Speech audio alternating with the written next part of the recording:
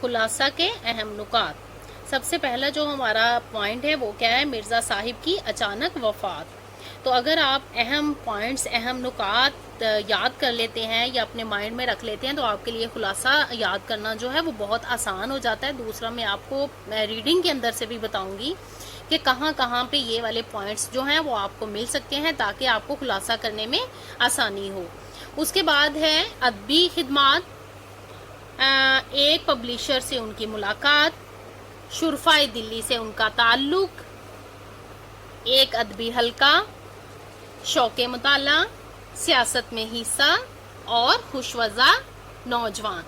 अब देखें आप, इसका जो सबसे पहला जो हमारा पॉइंट है वो है मिर्ज़ा साहिब की अचानक वफ़ात। स्टूडेंट्स, आपको पता है कि हम जो खुलासा है उसकी स्टार्टिंग किस तरह से करते हैं, तो हमारा जो पहला टॉपिक है वो भी यही है। उनकी अचानक वफ़ात के बारे में बताया गया है, फिर उसके बाद ये देखें उनकी अदबी खिदमात के बारे में बताया गया है।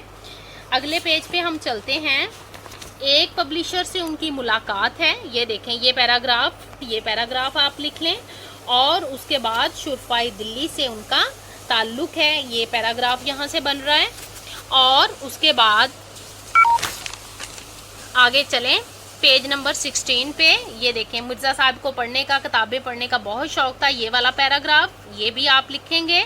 और उसके बाद सियासत में हिस्सा, ये देखें लास्ट पैराग्राफ यहाँ से शुरू हो रहा है, सियासत में हिस्सा। और उसके बाद आप लिखेंगे कि वो एक खुशवज़ा नौजवान थे, ये यहाँ से ये वाला पैराग्राफ आप लिख देंगे, एक दो लाइंस उनकी शख्सियत के बारे में लिख देंगे और लास्ट पैराग्राफ आप लिखेंगे तो आपका खुलासा जो है बहुत अच्छा कंप्लीट हो जाएगा।